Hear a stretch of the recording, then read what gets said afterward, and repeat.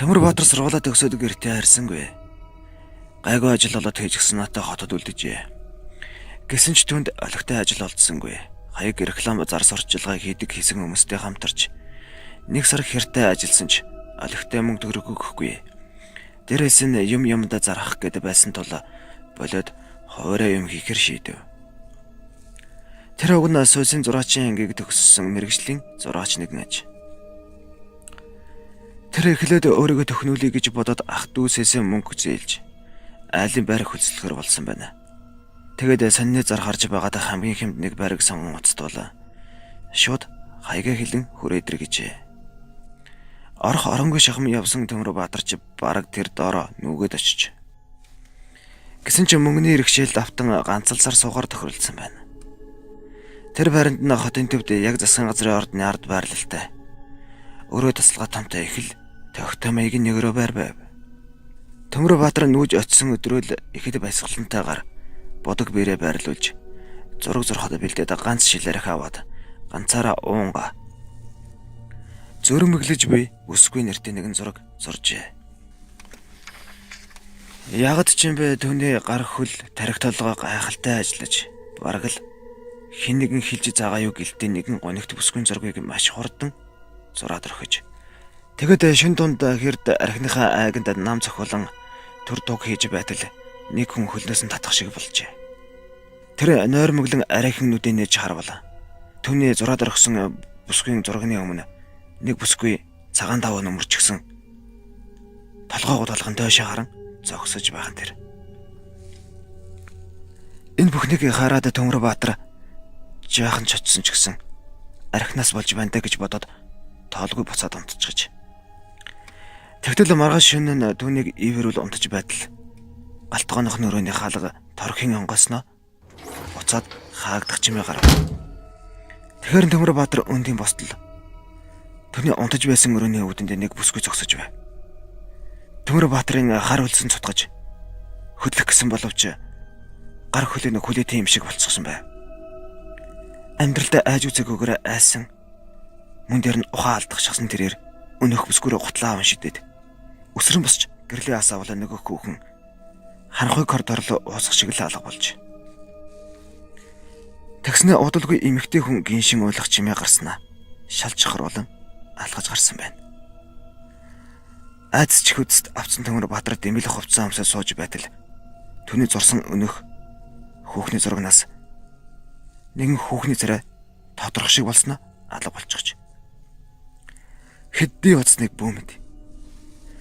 Төмөрбаатар арай хийж үр залгадаг гэрээсээ хөнгөө гарчээ. Тэгэд тэр шөндөө гэртээ ярьж хонсонгүй. Маргааш нь хоёр найзтайгаа ярьж хонсон байна. Тэгэхдээ хоёр найзтай ийм тийм юм харагдсан гэж юу ч хэлээгүй байна. Тэр гурав нэг жилээрх аваад тэргээ хуваажун хууч хөрч байгаад шүн дундын үед унт хар хөвтцгээтэл гинт эмэгтэй хүний айлгуудын хөргөч юм ээ. Тодоос тод сонсогдчихэ. Үндэ зэрэгцээд нөгөөх хүүхний зурагч тар нархийн унсан байна. Тэгтэл нэг найз нь үндийн босч ирсэн ээ. Энд чинь юу вэ? Юу хүмүүс гараад ирвэ гэжээ. Төмөрбаатарч үндийн харвал тэдний өмнө хүүхэн залуу хоёр гараад ирсэн зогсож байхан тэр. Тэгснэ удалгүй учир зүггүй зодтолж эхэлсэн байна. Тэднийг харсаар байтал нөгөө залуу бүсгүйг орилуулан жарлуулан балваж толгоогоор нь хидгэд ханмаргүүлээд алга болчихж. Тэгтэл удсангүй шалны завсараас бүдэг цагаан отоо суунаглан өрөөний болонд очиж тонраад нөгөө хүүхэн болчихсон байна. Тэр гурвын айх гайхан зэрэгцэн арай л гарч гүйлгүй байсаар өглөө болгоод гарчээ. Төмөрбаатар өдөд дундын хэрд гэртээ ирээд орох гэснээ болоод орцныхоо өмнө сандал дээрх санаа алдан сууж байтал нэгэн настай аавга ирж хажуудан сууснаа. Чи энэ хоёр давхрын хаалганд орсон уу гэж асуужээ. Тэр дууг толгой дахивла нөгөө аавга ийш тийш харснаа. Чамд тэгээд янз бүрийн юм үзэгдэж мэдэгдэхгүй байна уу гэж шивнэн асуусан байна.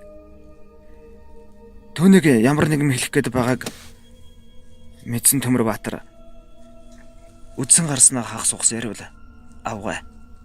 Тэгнэ тэр Энэ байранд орсон айлууд уддаггүй юм. Чамаас өмнө нэг залуу байж байгаад бараг солиороод гарсан зайлвал. Чиний байж байгаа байрны өмнөх эзэн ихнэрээ зодоод алчихсан юм. Тэрнээс хойш шилээ их эвгүй болчихсон бололтой юм билээ. Ихэд хямдхан зарсан даа хөрхий. Авсан аль нь ч энд удаагүй. Одоо дандаа хөслүүлж байгаа гэжээ. Үүнийг сонссон Төмөрбаатарч тэр дорой байрны эзэн лөө утассан байна. Байрны эзэн залуу ирж түнээс түлхүүр авах та. Чи яасан бэ? Толин тэр тавьсан юм уу?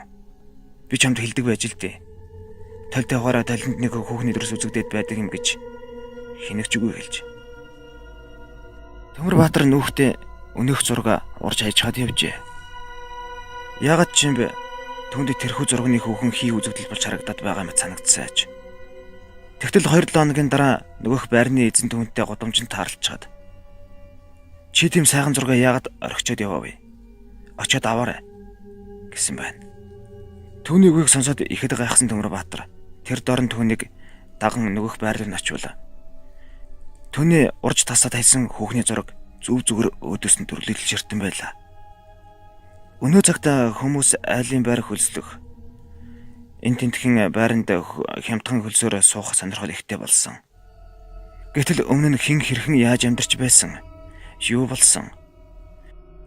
Юу болох нь тодорхойгүй айлын байрнуудад элдв юм их шүглсэн байдаг болохыг дээрх явдал харуулж байна.